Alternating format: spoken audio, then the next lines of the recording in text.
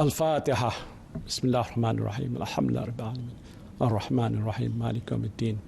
Iyyaka na'budu wa iyyaka nasta'in. Ihdinas siratal mustaqim. Siratal ladzina an'amta 'alaihim ghairil maghdubi 'alaihim waladdallin. Amin. Bismillahirrahmanirrahim. Alhamdulillahi rabbil alamin. Hamdan yuwafi ni'amahu wa yukafi mazidah. Ya Rabbana lakal hamdu wa lakal syukru kama yanbaghi li jalali wajhika wa azimi sultanik. Ya Allah, Ya Rahman, Ya Rahim, Engkau ampunilah dosa-dosa kami. Engkau rahmatilah diri kami, keluarga kami dan negara kami. Engkau lindungilah hamba-Mu yang kredit ini daripada segala musibah. Engkau jauhilah diri kami daripada penyakit yang berbahaya dan wabak yang mengancam nyawa. Engkau hindarilah kami daripada balak yang berat dan takdir yang buruk. Ya Allah, Ya Rahman, Ya Rahim, Engkau berilah kekuatan, kecekalan dan kesabaran kepada kami untuk menghadapi dugaan-Mu yang berat ini. Engkau tiupkanlah ketenangan dalam jiwa kami. Sesungguhnya setiap dugaan yang Engkau turunkan kepada kami, Ya Allah, tiadalah ia melainkan untuk meningkatkan ketakwaan dan keimanan kami kepadamu. Ya Allah, Ya Rahman, Ya Syafi, Engkau berilah kesembuhan kepada saudara-saudara kami yang dijangkiti wabak coronavirus, walau di mana saja mereka berada. Sesungguhnya tiada penyakit yang tidak dapat Engkau sembuhkan. Ya Allah, tiada mara bahaya yang tidak dapat Engkau jauhinya dari kami, Ya Allah. Kami bermohon kepadamu, Ya Allah, lindungilah kami, selamatkanlah kami, sejahterakanlah kami. Rabbana zalamna anfusana wa illam taghfir lana wa tarhamna lanakunanna minal khasirin. Rabbana atina fid dunya hasanah wa fil akhirati hasanah wa qina azabannar. Wa sallallahu ala sayyidina Muhammadin wa ala alihi wa sahbihi wa sallam. Walhamdulillahi rabbil alamin.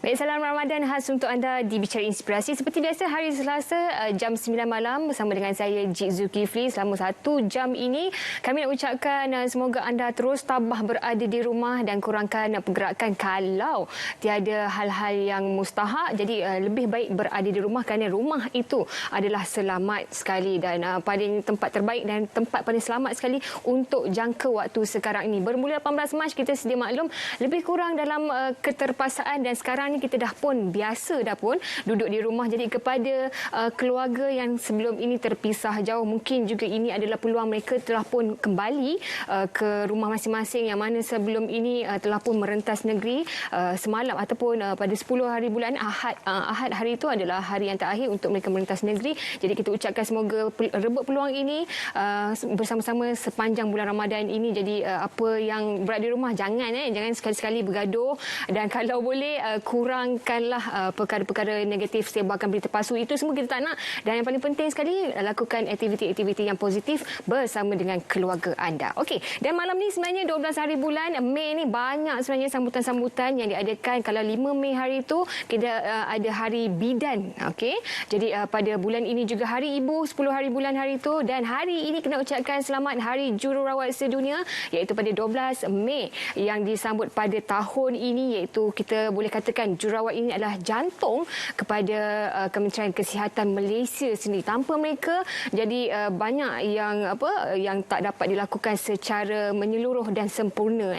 Okey, dan pada hari ini juga kita akan bercerita mengenai jururawat, bagaimana peranan mereka ini untuk tahu lebih lanjut. Kejap lagi kita akan berikan kepada anda, tapi sebelum tu macam biasalah kita ada laman sosial kita. Anda boleh ikuti kami iaitu Bicara Inspirasi, iaitu ditonton secara langsung di saluran berita RTM menerusi My Freeview 123 dan juga TV1, dan kemudian anda boleh download kami aplikasi RTM Mobile dan juga MyClick untuk saksikan kami secara langsung, dan FB Live kami juga pergi untuk anda kongsikan bersama dengan rakan-rakan anda iaitu di Berita RTM.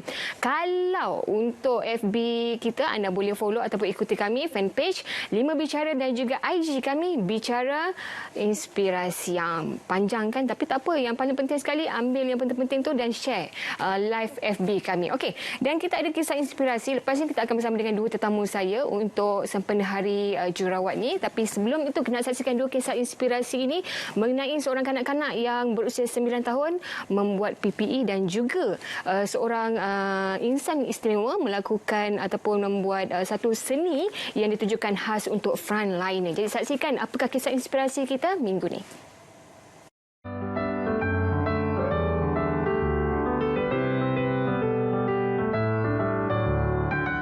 Kisah inspirasi minggu ini, kami akan kongsikan cerita hebat mengenai dua orang anak muda yang berjiwa besar.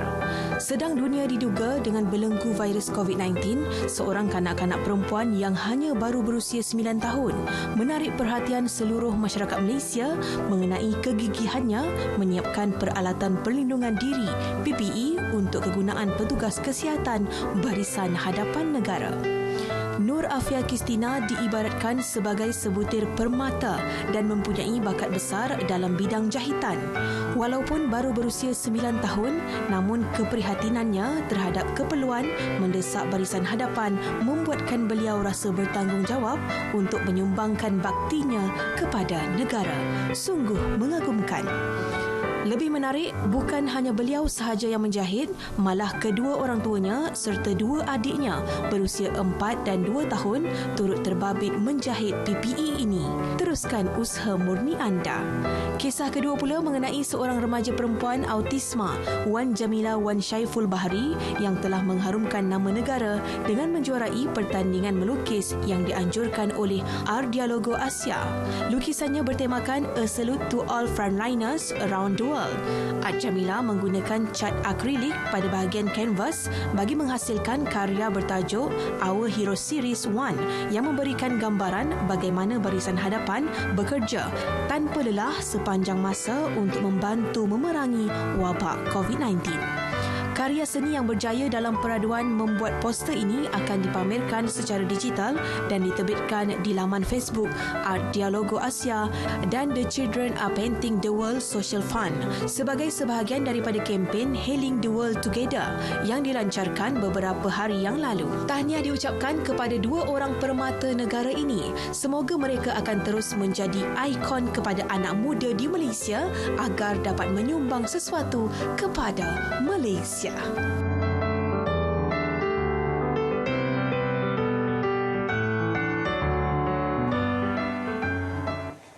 Itu yang kita katakan kisah kita ni kisah inspirasi ataupun kisah inspirasi Malaysia.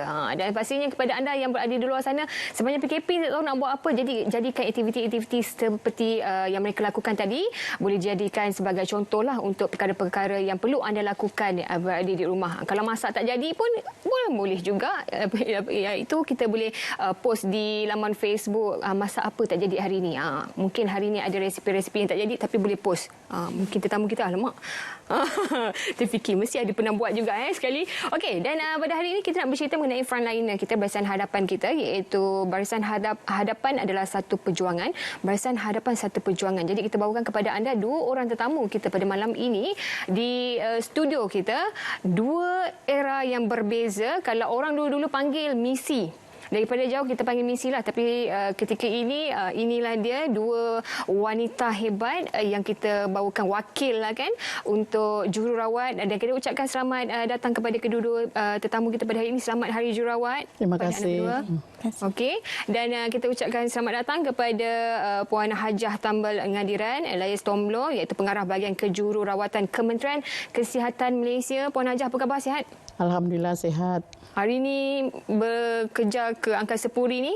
Betul. Siang tadi kita ada small gathering lah dekat Ibu Pejabat bersama dengan YBMK, Datuk KPK dan beberapa kita punya bos-bos tertinggi lah untuk sambutan Hari Jururawat secara online. Secara online? Ya, simple je.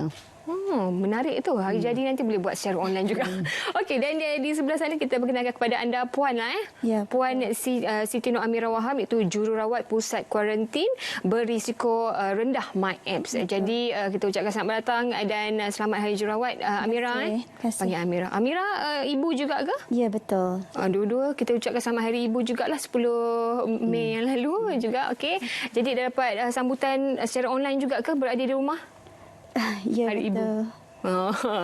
Amira nampak lembut je suara dia misi kan, lain berbeza watak, tetapi kita nak tahu juga bos, kita tanya bos dululah kan, cabaran sekarang ini, kita nak tahu sekarang punya keadaan sekarang ni, Puan Hajah, bagaimana keadaan sekarang kita nak menghadapi COVID-19 ini, jadi untuk frontliner seperti jururawat itu sendiri. Okay, pertama terima kasihlah atas undangan kepada kami dan sepenuh hari yang kira bermakna lah untuk jururawat, iaitu tarikh 12 Mei Hari Jururawat. So soalan tentang cabaran, sebenarnya hari-hari pun kita ada cabaran kalau jadi jururawat ni. Tapi sejak wabak COVID-19 ni, cabaran tu nampak lebih, orang kata, ketara lah. Okay? Sangat tinggilah bagi kami jururawat, sebab jururawat antara petugas frontliner. Jadi macam saya sendiri bila berada di ibu pejabat, peranan tanggungjawab kami adalah untuk memastikan kecukupan tenaga jururawat untuk pengendalian kes-kes COVID ni. Sebab dia, orang kata, tanpa diduga wabak tu secara tiba-tiba, jadi memerlukan penjagaan yang khusus. Okay? Jadi kita memerlukan ramai jururawat sebab kita kena banyakkan ward-ward yang dibuka untuk pengasingan kes-kes ni, dan tambahan juga sekiranya ada kes kecemasan kita perlu tambah katil-katil ICU, dan lepas tu kita kena juga adakan pusat kuarantin macam disebut tadi tu. Jadi kita perlukan jururawat sebenarnya untuk berada di sana. Jadi itulah salah satu cabaran bagi kami, di mana nak cari jururawat dan macam mana nak orang kata nak letak mereka di tempat yang saya sebut tadi itulah. Jadi kita perlukan setakat ni, kalau macam untuk pesakit sendiri, nisbah untuk jururawat, adakah kita dah menepati piawaian WHO sendiri cukup tak untuk sekarang punya situasi? Secara terus terang situasi sekarang, sebenarnya kalau sebelum ada wabak COVID ni, memang kita masih lagi tidak boleh memenuhi keperluan WHO tu, sebab pada masa yang sama, walaupun kita banyak graduan jururawat, tetapi kita menghadapi dengan perkembangan pesat perubatan, di mana lebih banyak hospital dibina, fasiliti kesihatan. Lepas tu kita ada sub kepakaran yang mana memerlukan ramai orang untuk bekerja. Maksud saya, ramai orang bekerja tu termasuk doktor, pakar, dan of course mesti ada jururawat lah. Jadi itu boleh dikatakan memang cabaran sedia ada lah. Jadi sekarang ni dengan COVID-19 lagi, cabarannya agak lagi berganda-ganda, Puan Hajah. Okey. Jadi kita tahu itu daripada segi Puan Hajah sendiri. Untuk Mira sendiri, sekarang ni berkhidmat di pusat kuarantin risiko rendah, iaitu di MyApps. Jadi memang bertugas sebelum ini macam mana? Memang sebelum ni ditempatkan di mana awak bertugas sendiri? Sebelum ni saya bertugas di Institut Kanser Negara, di ward surgical di ward surgical onkologi lelaki. Cabaran yang saya hadapi semasa bekerja adalah bekerja dengan lebih masa. Dan saya melayan kerenah pesakit yang bermacam-macam kerenah. Selain itu, overload kerja tu memang untuk nurse memang banyak cabaran dia lah. Tapi saya dapat saksikan, kalau macam untuk jururawat sendiri, misi lah kita panggil, kita kalau orang biasa misi dekat ni. Biasanya untuk kerja staff nurse ataupun misi sendiri, mereka menempuh macam Puan Hajah katakan tadi, hari-hari berbeza cabaran dia. Macam macam untuk COVID-19 ini sendiri di pusat MyApps tu sendiri, Mira, macam mana sebenarnya perkembangan cara secara harian itu, bagaimana dia punya jadual dia tu, pesakit-pesakit di sana bagaimana berbanding dengan kerja hakiki Mira sebelum ni? Alhamdulillah, pesakit-pesakit di pusat kuarantin berisiko rendah MyApps Serdang ni, alhamdulillah pesakit-pesakit di sana sangat mendengar, sangat mematuhi arahan yang diarahkan oleh staf nurse, dan masa kerja kami sangat praktikal kerana kami kalau berada di dalam red zone, kami bergila-gila secara 4 jam. Contoh, pada hari ini saya ditugaskan sebagai in-charge. Selepas saya taking over report dan memakai PPE, saya akan terus masuk ke red zone dan melakukan tugasan saya seperti pengambilan tekanan darah, pengambilan suhu, head count pesakit, pemberian ubat dan memastikan pesakit makan ubat lah. Setelah 4 jam proses kerja saya akan bertukar dengan runner dan runner akan masuk ke dalam red zone untuk bergila dengan saya dan runner akan melakukan tugasan runner lah seperti memastikan pesakit makan, memastikan persekitaran yang bersih dan selamat dan memastikan peralatan mencukupi dan seterusnya memeriksa emergency trolley. Cara kerja ini telah disusun oleh unit kejurawatan untuk dengan mengambil kira kebajikan kami dan juga keberkesanan perawatan. Oh, tu dia. Saya kalau duduk dalam ward macam ni, kalau Mira terangkan, memang saya duduk tak nak keluar 2 minggu dah. Betul. Dia punya tenang dia tu kan. Tak apalah, saya okey je mak. Kalau kena kuarantin pun kalau macam ni lah Puan Hajah, okey sangat ni. Jurawat tenang. Caring. Caring. Sebab jururawat ni ataupun medisi ni sebenarnya kaya dengan sifat peri kemanusiaan. Yang paling penting sekali, mereka merawat orang yang kadang bukan ada talian darah pun. Kadang-kadang terpaksa tinggalkan mereka yang ada pertalian hubungan saudara ni semata-mata untuk menjaga orang luar. Jadi itu sebenarnya kuatnya mereka ini adalah disebabkan anda semua. Okey, kita nak rehat seketika. Okey, kita dah buka puasa dah. Lepas ni minum air sekejap. Lepas tu kita sambung semula. Boleh bincang Puan Hajah? Okey, kita rehat seketika. Lepas ni kita kembali semula.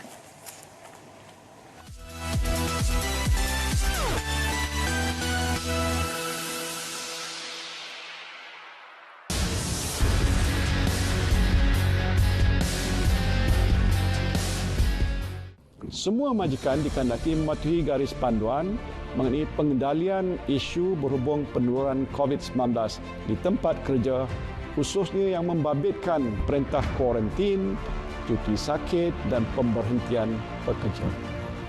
Majikan juga boleh mengambil langkah sewajarnya untuk mengelakkan pemberhentian pekerja disebabkan COVID-19 seperti disyorkan dalam tata cara keharmonian perusahaan ataupun Code of Conduct, iaitu mengahadkan kerja lebih masa dan mengurangkan hari bekerja dalam seminggu ataupun mengurangkan bilangan kerja seminggu.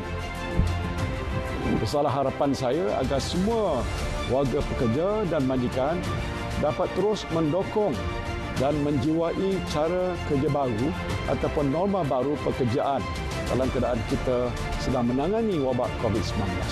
InsyaAllah kita pasti menang.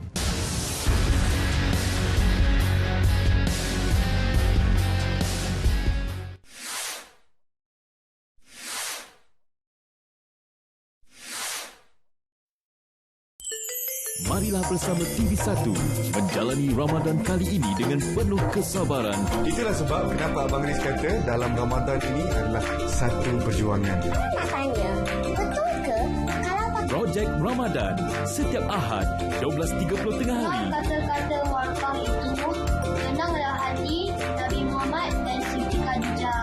Busy dekat rumah kan? Sibuk tolong mak dengan ayah.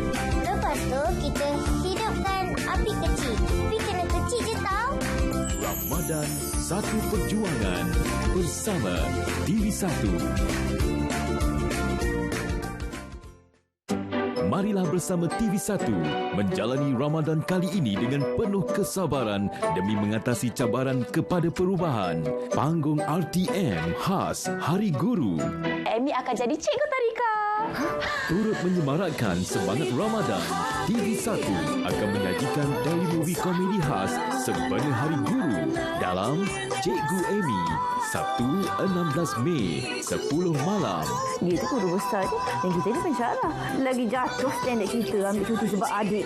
Pelbagai konflik yang berlaku antara cikgu-cikgu dalam mencapai persefahaman dalam mendidik anak-anak murid mereka.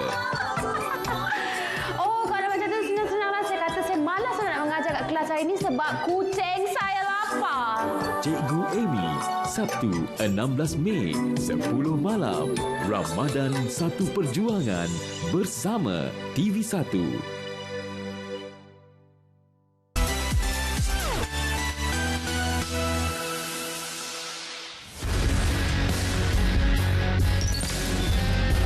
Atas nasihat Kementerian Kesihatan Malaysia dan Majlis Keselamatan Negara, saya ingin mengumumkan Perintah Kawalan Pergerakan Bersyarat atau PKPB yang berkuat kuasa hingga 12 Mei 2020 akan disambung lagi sehingga 9 Jun 2020, iaitu selama 4 minggu lagi.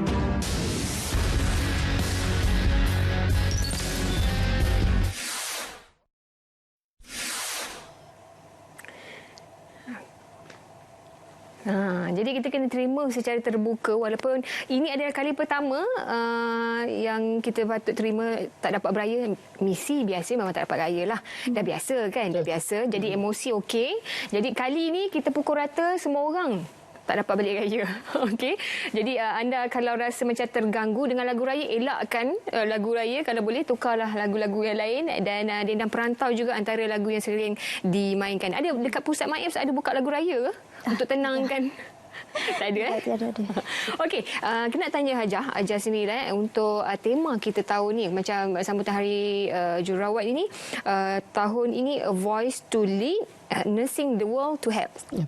Okey, jadi bagaimana situasi sekarang ini, sebab ini adalah tema seantero dunia. Jadi bagaimana situasi dan juga tema ini kenalah dengan situasi sekarang, dikaitkan juga dengan jururawat itu selaku barisan hadapan. Okay, tema ni memang setiap tahun bertukar. ICN iaitu International Nursing Council tu dia memang sediakan tema setiap tahun. Saya rasa tema pemilihan untuk tahun 2020 ni sebab sebelum ni WHO dia dah iktirafkan tahun 2020 ni sebagai International Year of the Nurse and Midwife. Jadi bertepatanlah dengan tema tu, jadi diperuntukkan tahun 2020 untuk jururawat dan pemilihan tema juga untuk hari jururawat macam yang kena sebut tadi tu ya. Setiap tahun kita ada Nurses A Voice to Lead and Nursing the World to Help. Dia sangat bersesuaian sebab dia bukan di Malaysia je yang ada jururawat bermasalah, maksudnya ketidakkecupan. Tapi sebenarnya di negara-negara luar juga yang maju pun mengalami masalah tak cukup jururawat.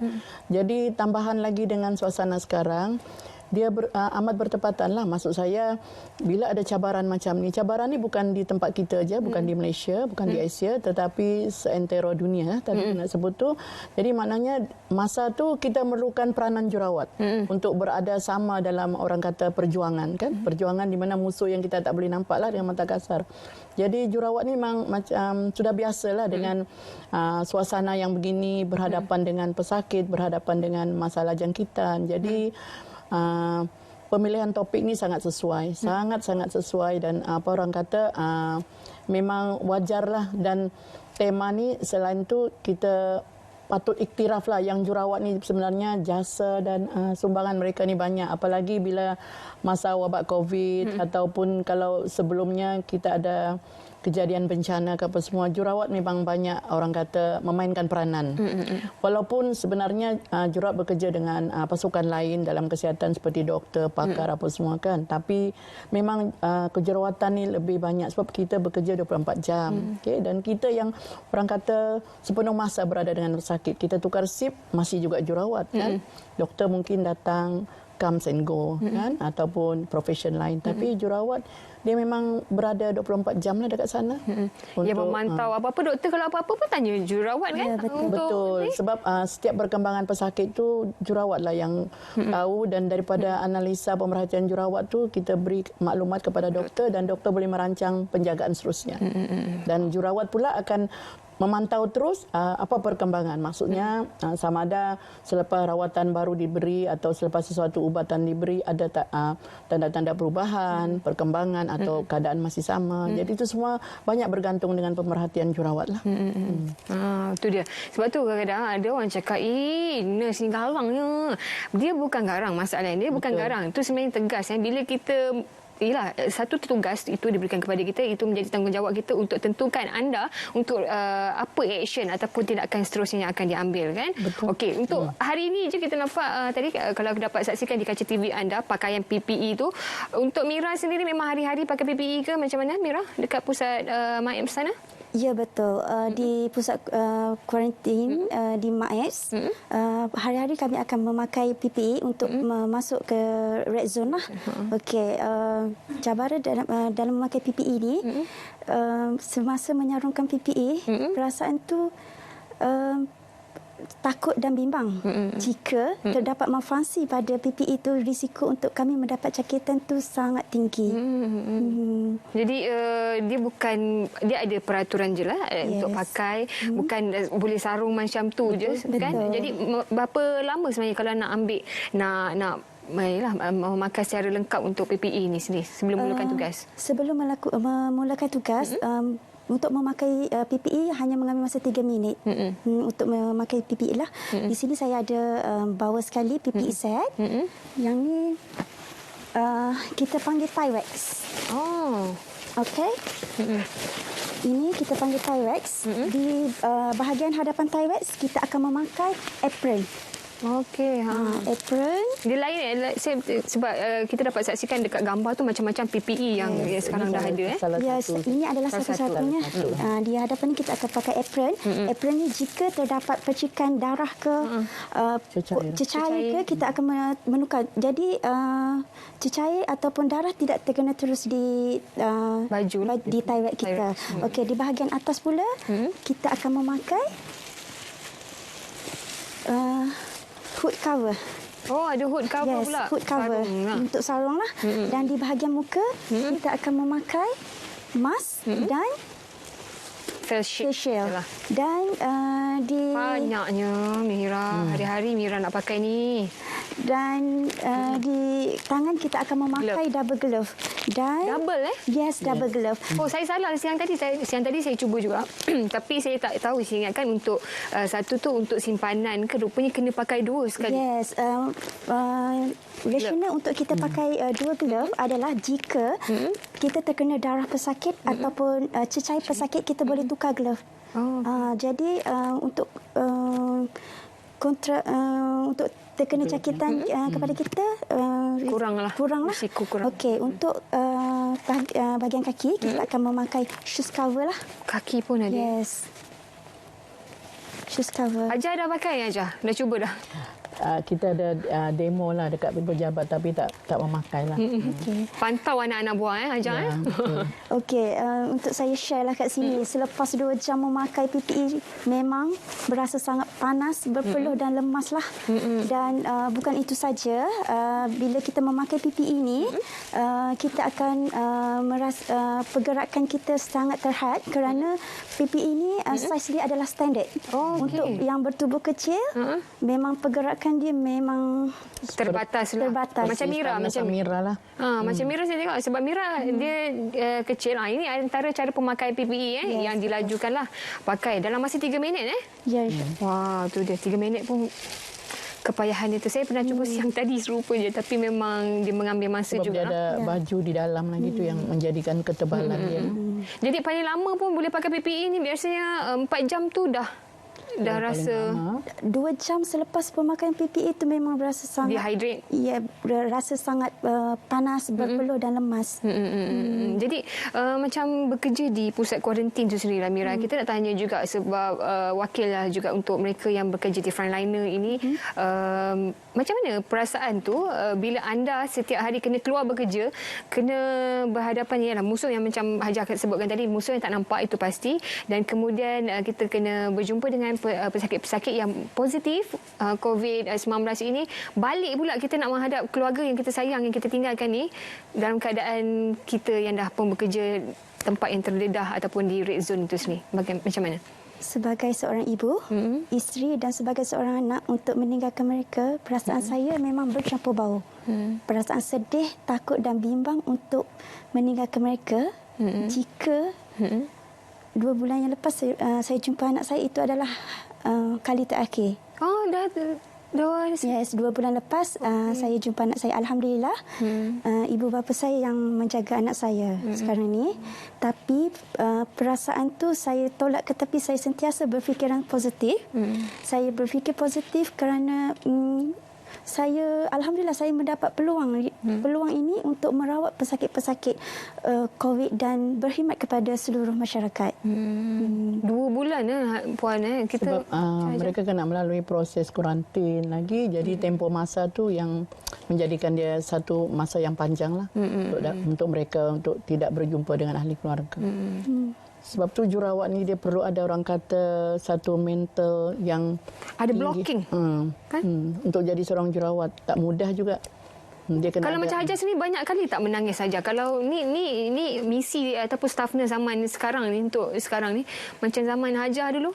Pernah tak menangisnya? Zaman saya dulu memang ada. Masa tu mungkin ada yang ramai yang di sini tak lahir lagi kot. Memang zaman saya tu memang menangis tu ada, bercakap sendiri pun ada, marah dalam hati pun ada.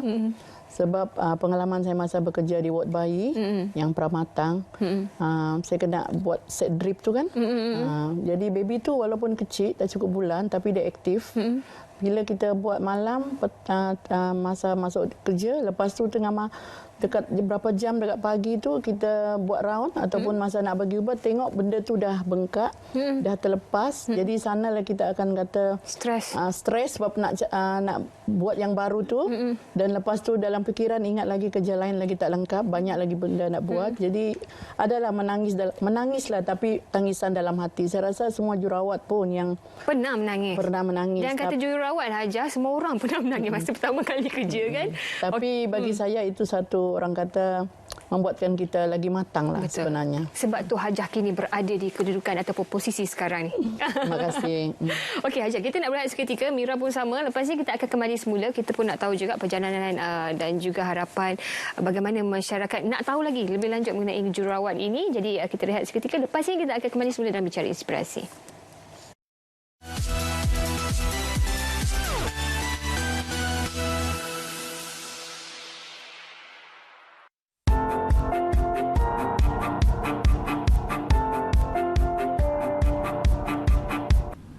Bismillahirrahmanirrahim.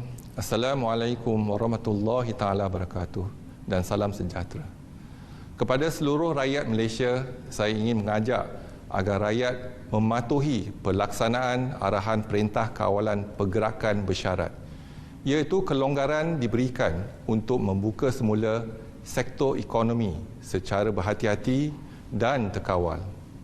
Para peniaga, pengusaha dan majikan perlu patuh kepada syarat-syarat dan standard operating procedure yang ditetapkan oleh pihak berkuasa.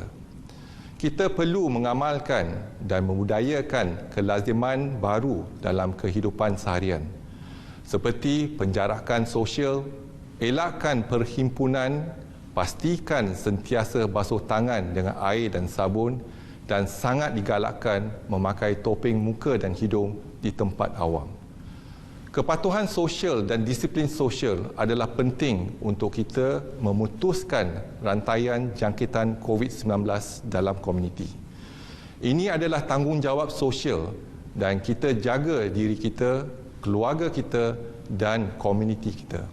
Sila duduk di rumah jika tidak ada urusan penting di luar.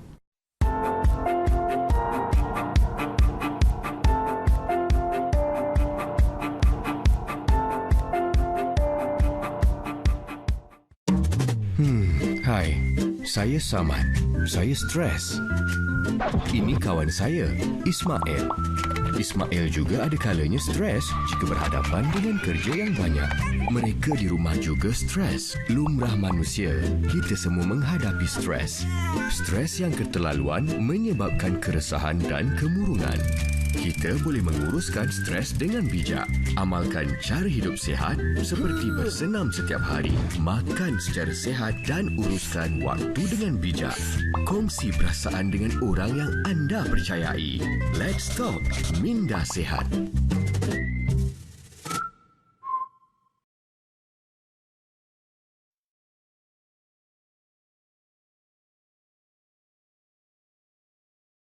Indahnya Ramadan, bulan penuh keberkatan. Ikuti pelbagai perkongsian menarik, dokumentari khas TV1 sepanjang bulan Ramadan ini. Sebuah program bicara wara Ramadan yang membincangkan topik-topik menarik semasa Ramadan ini. Ahlan Ramadan, setiap Jumaat 6.30 petang. Ramadan, satu perjuangan bersama TV1.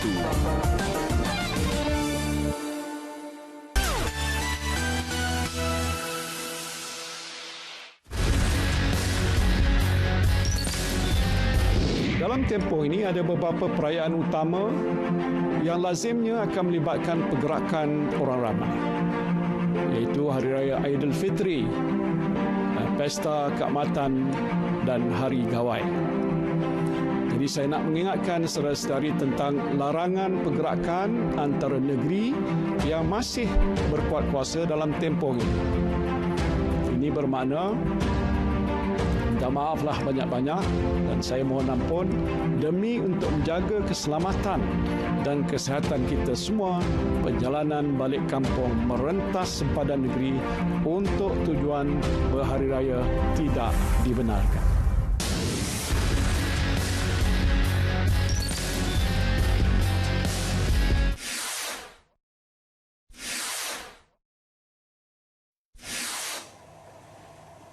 Okey, baik. Jadi situasi hari raya boleh dibenarkan 20 orang itu, tetapi dia ada tetapi dia. Kalau ruang rumah anda itu pun kecil, jadi 20 orang tu rasanya perlu dihadkan.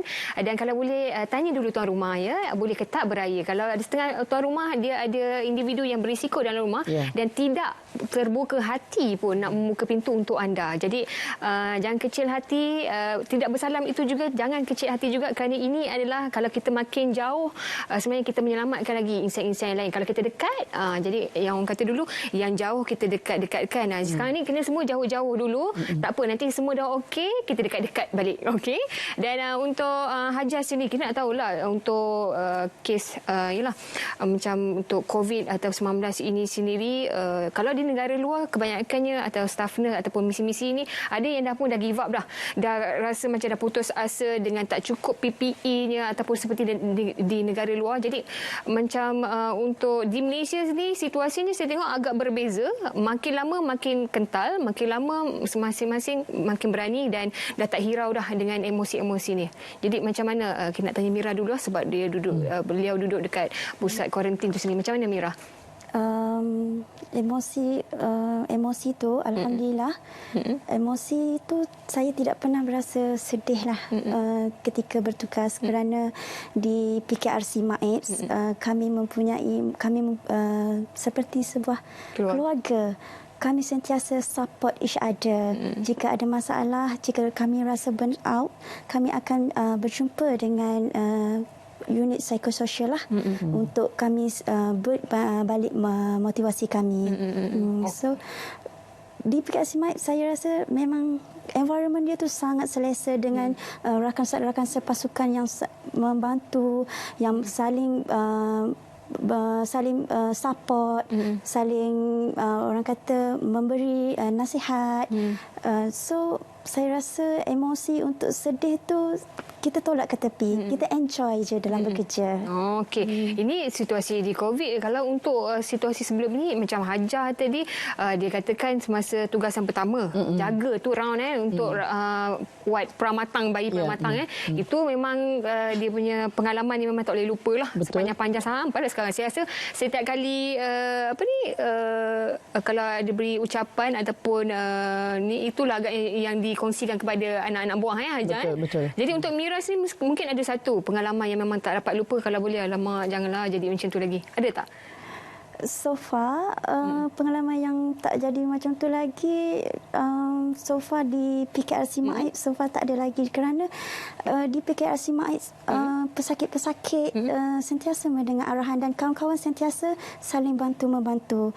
So kami enjoy dalam bekerja, kami rasa seronok bekerja kerana kami sentiasa saling membantu dan saling supportive antara sama lain. Dan saya rasa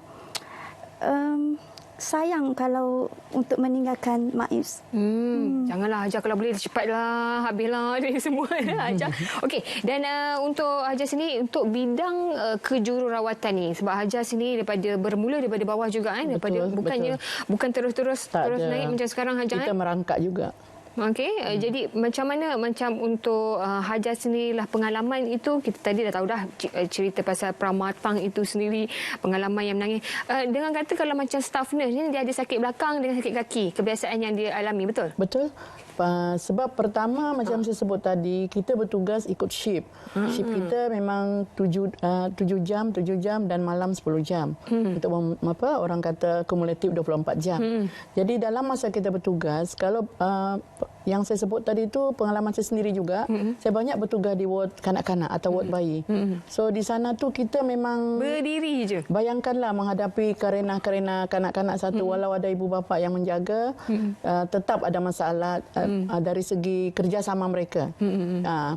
Kita ada beberapa pesakit nak jaga malam tu. Kita bukan tengok pesakit tu saja. Contohnya kalau diberi drip, kita kena tengok perjalanan dia semua. Sebab itu adalah arahan doktor untuk proses perawatan pesakit. Jadi memang kita akan orang kata daripada berapa jam tu kita lebih banyak berdiri. Sebab macam Amira kata tadi, proses handing over pun kita berdiri dari satu pesakit ke satu pesakit. Kalau zaman saya dulu kita memang duduk baca report. Tapi sekarang ni kita banyak berdiri. Dah sebab nak tengok keadaan pesakit pada masa tu, itu belum lagi termasuk bila buat prosedur macam sekarang, contoh di ward COVID, di ICU contohnya. Di sana jururawat memang banyak berdiri. Sebab prosedur itu memerlukan kita berdiri. Jadi tak heranlah kalau jururawat mengadu kaki sakit dengan urat varicose vein. Dan lepas tu dengan PID sakit belakang. Itu salah satu. Mungkin juga dalam mereka membuat prosedur itu mungkin kekurangan rakan-rakan untuk membantu. Ada masanya mereka mungkin terlalu penat. Dan ada masanya juga mungkin pesakit tu mungkin saiz badan besar. Jadi bila kita buat saja, kerana pada masa tu kita orang kata nak buat juga sebab demi keadaan pesakit tu kita mungkin salah, kurang ergonomik sikit. Jadi itu yang sakit belakang. Memang saya tak nafikan banyak jururawat mengadu sakit belakang. Itu dia sebab mak saya jururawat. Sebab tu antara yang kita kongsikan juga di sebalik itulah kan. Jadi untuk Hajar, untuk cabaran jururawat dulu dengan sekarang ni lah. Kalau macam cerita zaman dulu memang semuanya manual Hajar. Dibandingkan dengan sekarang ni ada teknologi dia. Jadi pandangan Hajar ni lah daripada dulu sampai sekarang ni, apa perbezaan dulu? Okey, kalau nak cerita banyak perbezaan dia. Zaman saya dulu, even waktu proses latihan kami pun sama 3 tahun, memang banyak beza dia. Sebab masa kami berlatih tu, kami dipanggil student, pelajar atau sekarang ni, tapi kami masih menjalankan tugas-tugas seperti seorang yang sudah menjawat jawatan tu. Contohnya macam zaman saya sendiri, saya diberi tugasan malam, sepatutnya orang kata proses latihan, penempatan klinikal, tapi kami menjadi in charge kepada 24 katil pesakit. Praktikal itu? Ya, tapi itu dikira sebagai tanggungjawab kami. Kami cuma ada night super untuk round pada malam tu. Bayangkan kami waktu student dulu memang 1 minggu lah kerja malam, 7 malam. Jadi kita menjaga pesakit tu. Cuma bezanya pesakit pada masa tu dia tak kompleks lah jenis penyakit dibandingkan sekarang. Dan macam tadi Cik kata tu manual lah. Kita nak ambil blood pressure semua cara manual. Ambil suhu badan pun tak ada dah yang on the spot tu, semua tu kita kena goncang yang mercury tu dengan teknik tangan apa semua tu. Dan lepas tu bayangkan kita buat untuk pesakit tu seorang je tahu, pada malam hari seorang, siang hari pun paling banyak 2-3 orang macam itulah.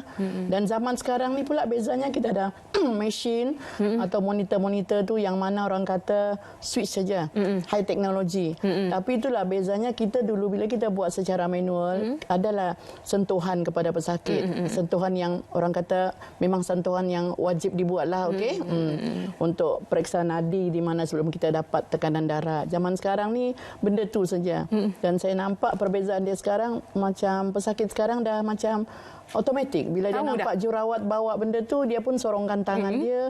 Bila nak cek suhu, contohnya di sebelah telinga, dia pun dah siap buka tudung dia. Tapi saya dah selak rambut dah sebab masuk RTM ni dah kena cek suhu. Saya dah tahu dah.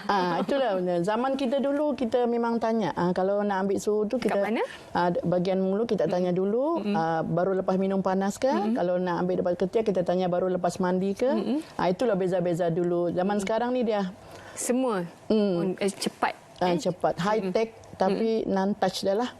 Maksudnya sentuhan tu dah kurang sikit.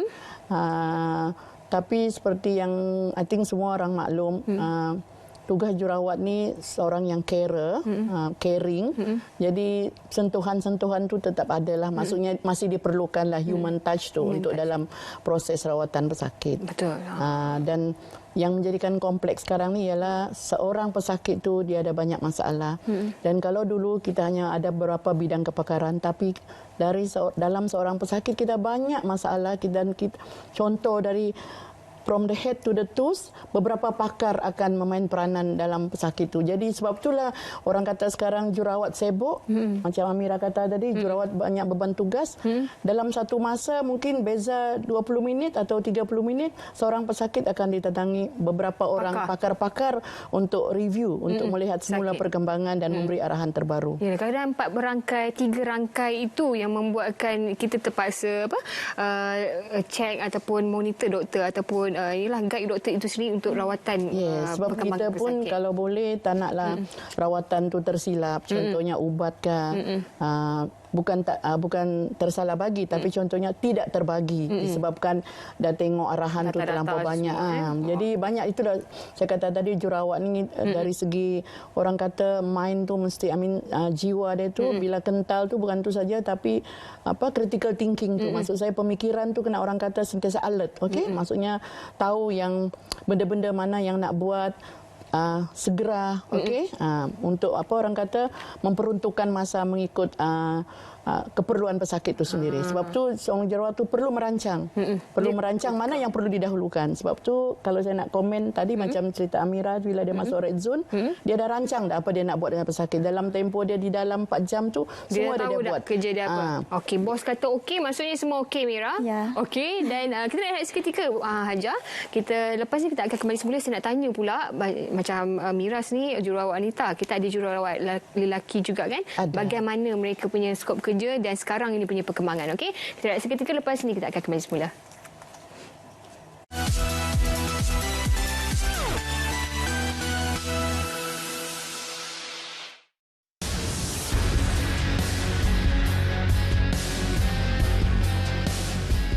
Kita perlu terima hakikat bahawa dalam bulan-bulan mendatang ini adalah mustahil untuk mana-mana negara mencapai angka sifar dalam jangkitan COVID-19.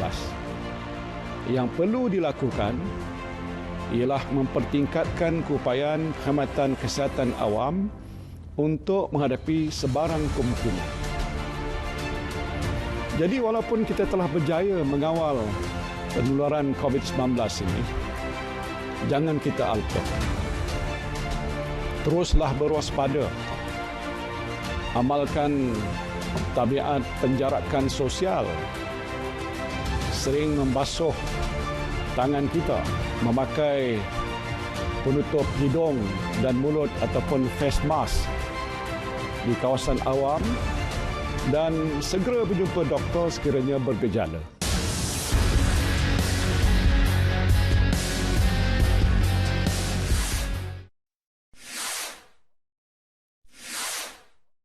Marilah bersama TV1 menjalani Ramadan kali ini dengan penuh kesabaran. Majalah Dekorasi Ruang yang dihoskan oleh Adria Abdullah. Adria dan timnya akan menghiasi ruang dari rumah yang terpilih. Tugas utama Adria adalah untuk mencari jenis langsir yang kalis cahaya dan panas. Dekorasi berinspirasi setiap Sabtu dan Ahad 12:05 tengah hari. Ramadan satu perjuangan bersama TV1.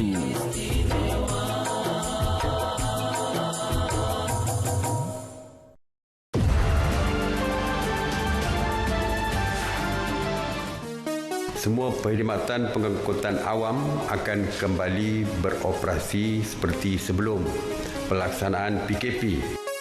Pengguna dan pengendali perkhidmatan pengangkutan awam diingatkan supaya sentiasa mematuhi garis panduan yang telah ditetapkan oleh kerajaan.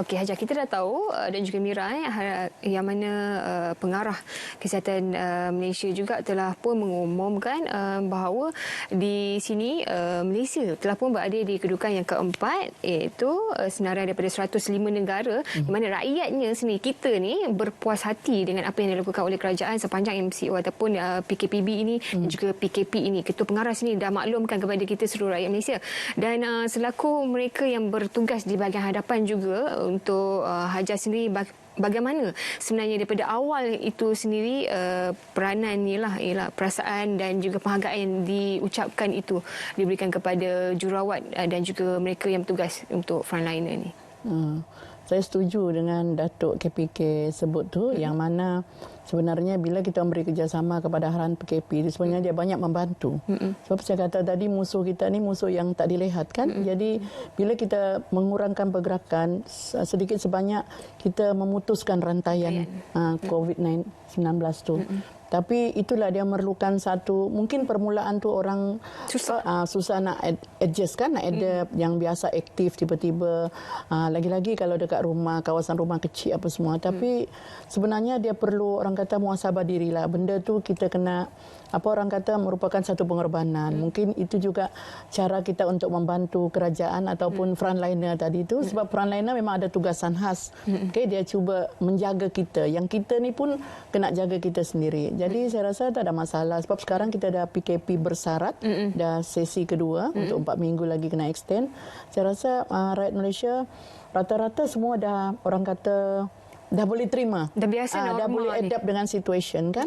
Maksudnya saya rasa tak ada masalah, dan saya rasa saya pun bagi pihak di KKM ni ucapkan terima kasihlah pada semua rakyat Malaysia ni yang, apa orang kata, sokong dengan arahan PM tu, dan yang sebagai yang diberi nasihat daripada Kementerian Kesihatan, yang mana dengan ini cara tak langsung boleh membendung penularan wabak COVID-19. Okey, macam Mira sih senyum je. Mira ni kan tak stres je. Memang jururawat ada persediaan untuk itu kan, emosi dan juga psikologi. Mira, sebab Mira antara yang batch yang baru kan. Jadi apa yang diperlukan untuk sekarang ini untuk menjadi seorang jururawat tu sendiri? Untuk menjadi seorang jururawat, pertama kita kena niatkan dalam hati kita. Niat kita hanya satu, bekerja kerana Allah. InsyaAllah dengan niat kita, semua urusan kita dipermudahkan olehnya. Yang kedua, kita kena sentiasa senyum. Walaupun apa-apa situasi yang datang, kita kena senyum, kita kena sabar, kita tak boleh marah-marah. Kalau kita marah-marah, habis pesakit-pesakit kita. So yang utamanya kita kena sabar, sebab kita kena ingat balik niat kita tu bekerja kerana Allah. Okey, jadi macam Mira ni mesti ada cita-cita lain sebelum jadi misi ataupun staff nurse. Dulu nak jadi apa Mira pada awal-awal ketika dulu? Dulu sebenarnya cita-cita saya untuk menjadi seorang pramugari. Badan lah. Tetapi sebab ketinggian saya, pakai high heels tu suka tumit tinggi. Tapi dalam kapal terbang tak boleh pula pakai high heels. Susah nak lari. Tapi sebab ketinggian tu membantu menyekat itulah sendiri. Tapi alhamdulillah tahun 2010 sebelum saya masuk nursing, setiap kali di depan Kaabah, nenek saya selalu menyebut Kak Long akan jadi nurse setiap kali. Dan kebanyakan yang jumpa pun di Mekah pun cakap saya kamu akan jadi nurse. Alhamdulillah lepas balik daripada umrah banyak tawaran nursing yang saya dapat. Wow. Itu dia. Tapi memang sesuai lah Hajar. Saya rasa Hajar masa pemilihan untuk staff nurse yang baru masuk tu pun ini antara kriteria yang perlu ada. Betul. Kan? Betul. Yang perlu Salah satu kriteria selain melihat pada kelulusan akademik, kita tengok juga dari segi cara mereka berkomunikasi. Sebab masa proses kita temu bual, ya boleh, tak ada saya masalah. Boleh, tapi yang bahagian yang white yang sesuai di frontliner lah sana. Frontliner nampak yang jaga apa pintu masuk tu saya boleh.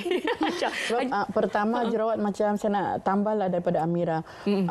Sifat sabar, okey, passion. Passion tu maksudnya minat tu memang kena ada daripada seorang jerawat. Dia tak boleh pilih kerja tu hanya semata-mata itu kerja yang ada. Tapi sebenarnya perlu ada minat. Sebab dengan minat tu lah orang kata cabaran tu boleh dilalui. Sebab karena pesakit ni banyak. Itu ada kalau saya cerita tadi baby, tapi dengan orang dewasa lagi banyak masalah. Sebab tu kadang-kadang kita kata jerawat tu kasar ataupun jerawat tu marah. Sebenarnya tak. Dia kata doktor suruh makan ubat ni. Dia bagi alasan macam-macam. Dia kata dia tak suka ubat tu. Dia suruh ubat. Dia kata dia suruh ubat.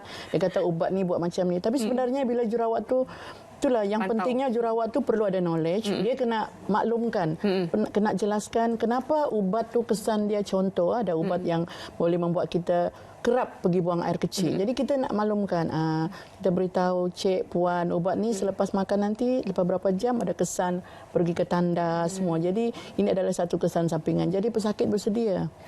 Jadi itulah jerawat tu kadang-kadang secara tak langsung jerawat tu macam tercakap lah. Dia kata makcik ni tak dengar cakap. Sebenarnya bukan niat dia begitu. Mungkin bila dia dah pujuk tu tak dapat kan apa tak mendengar.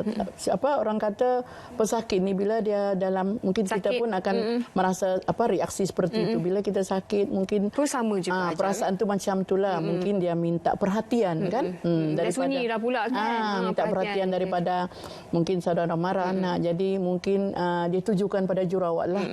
Jururawat je yang ada dekat dalam wad tu. Jadi siapa lagi nak bercakap, siapa lagi kan. Okey Hajah, kita dah pun berada di penghujung rancangan kita ni. Jadi Hajah, kita nak mewakili Hajah ini untuk suara dari jururawat sendiri. Sempena Hari Jururawat ni boleh anda Hajah boleh sampaikan ucapan sempena Hari Jururawat ni kepada seluruh warga kesihatan sini ataupun jururawat itu sendiri. Silakan Hajah. Okey, terima kasih. Sebenarnya hari ini memang hari yang bersejarah lah bagi saya. Bersejarah maksudnya macam mana? Memang 12 Mei itu tarikh perayaan Hari Jururawat sedunia. Dia apa orang kata dipilih tarikh itu bersesuaian dengan tarikh kelahiran Florence Nightingale, founder of modern nursing lah. Jadi setiap tahun dijadikan satu perayaan lah sebagai satu penghargaan. Jadi di sini saya mengambil kesempatan untuk mengucapkan selamat Hari Jururawat pada semua jururawat seluruh Malaysia, di mana saja mereka berada, di mana saja mereka bertugas, sama ada di sektor kerajaan atau swasta, dan termasuk kita yang Amirah yang ada di sini. Dan pesanan saya bukan kerana wabak COVID saja, even semasa sebelum wabak COVID, bila kita menjalankan tugas-tugas kepada pesakit atau sebarang tata cara, perlu lakukan mengikut garis panduan yang betul, mengikut orang kata tata cara yang telah diajar. Okay? Dan kalau ada perlu benda-benda yang kita nak maklumkan sebelum prosedur supaya kita mendapat kerjasama dari pesakit. Dan sementara yang masa wabak COVID ni, perjuangan belum selesai. Jadi saya nak pesan pada semua jururawat yang berada di lapangan, terutama yang di frontliner, teruskan perjuangan anda, berdiri kita teguh bersama, okey, bersama teguh, stay strong. InsyaAllah kita akan menang, kita akan mesti menang. Kita akan nak sokong kerajaan kita dalam memerangi penurunan wabak COVID-19. Baik, terima kasih Amira dan juga Hajah. Dan untuk anda juga selamat Hari Jururawat, dan terus patuhi KPB ini. Jangan keluar rumah kalau tak ada urusan yang penting. Dan saksikan kami sekali lagi insyaAllah pada minggu hadapan waktu yang sama jam 9 malam. Hari Selasa bicara inspirasi. Inspirasi kita, inspirasi Malaysia. Assalamualaikum dan jumpa lagi. Terima kasih.